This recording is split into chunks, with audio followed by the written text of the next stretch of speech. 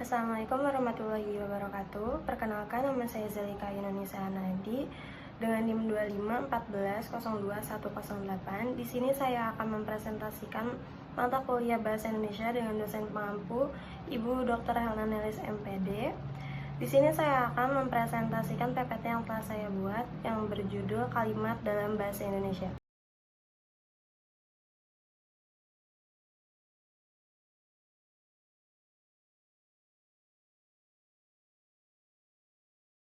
Pengertian kalimat menurut tim penulis Bahasa Indonesia UNEJ, kalimat adalah suatu bagian yang selesai dan menunjukkan pikiran yang lengkap. Maksud dari pernyataan selesai adalah kalimat itu diawali dan diakhiri dengan kesenyapan untuk bahasa lisan, sedangkan untuk bahasa tulis kalimat itu diawali dengan dimulai huruf kapital dan diakhiri dengan tanda titik, tanda seru, dan tanda tanya. Jenis kalimat terbagi menjadi 5 jenis, yaitu jenis kalimat menurut fungsinya, jenis kalimat menurut klausanya, jenis kalimat menurut kelengkapan unsurnya, jenis kalimat menurut susunan subjek dan predikat, jenis kalimat menurut sifat hubungan aktor dan aksi. Jenis kalimat menurut fungsinya terdiri dari 4.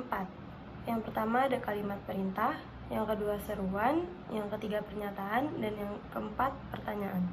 Kalimat perintah digunakan untuk menyuruh atau melarang berbuat sesuatu. Kalimat menyuruh disajikan dalam bentuk positif, sementara kalimat melarang disajikan dalam bentuk negatif. Kalimat seruan biasanya digunakan untuk menyampaikan dan mengungkapkan perasaan yang sifatnya mendadak. Kalimat pernyataan umumnya dapat ditemukan dalam berita. Kalimat ini digunakan untuk menyatakan suatu informasi dan berita. Dan yang terakhir, kalimat pertanyaan biasanya digunakan untuk mendapatkan informasi atau reaksi dari lawan yang diajak berkomunikasi. Kalimat ini diakhiri dengan tanda tanya.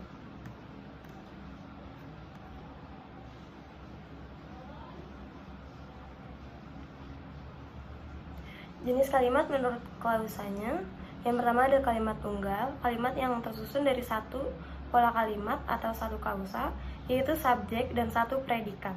Berdasarkan jenis kata atau frasa pengisi predikatnya, kalimat tunggal terdiri dari 4 macam, yaitu nominal, numeral, adjektif, dan verbal. Yang kedua ada kalimat majemuk, kalimat yang berisi gabungan antara 2 atau lebih kalimat tunggal. Kalimat majemuk terdiri dari sekurang-kurangnya subjek dan 2 predikat, sementara kalimat majemuk dibagi menjadi 2 jenis, yaitu majemuk setara dan majemuk bertingkat.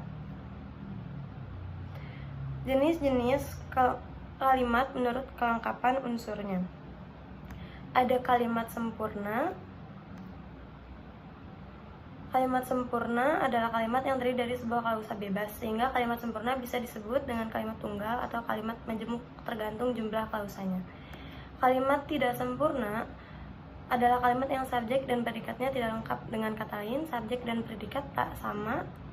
Kalimat ini berupa kalimat pertanyaan atau seruan.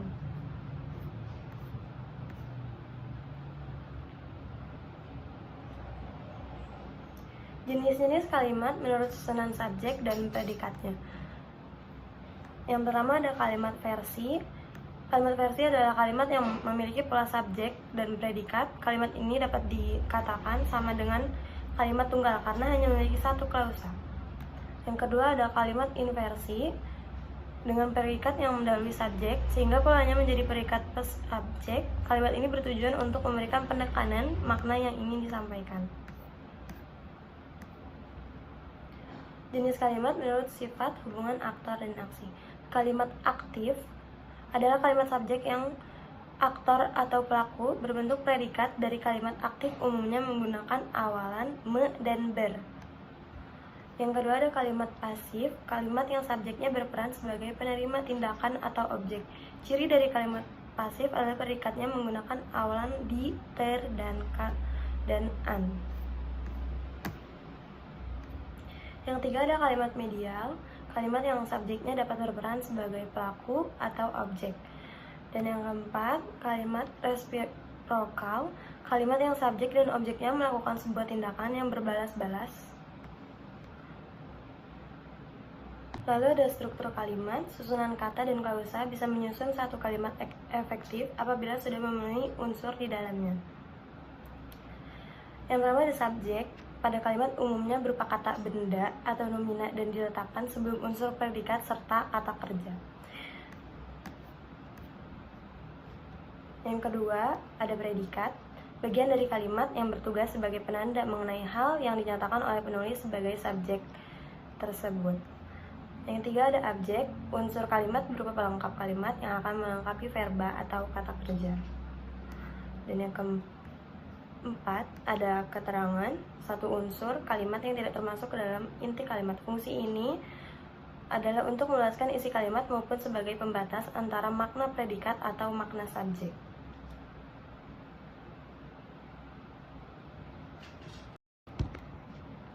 Kalimat efektif adalah kalimat yang dapat mengungkapkan gagasan sesuai dengan yang diharapkan oleh penulis atau pembicara. Suatu kalimat yang dapat dikatakan efektif jika si penerima pesan dapat menyampaikan kembali gagasan, pesan, perasaan, ataupun pemberitahuan sebagaimana yang dimaksud oleh pemberi pesan. Jenis kalimat ini terdiri dari subjek, predikat, objek, dan keterangan atau SPOK. Biasanya kalimat efektif digunakan dalam sebuah teks ilmiah seperti makalah, laporan, penelitian, skripsi, tesis, disertasi, dan sejenisnya.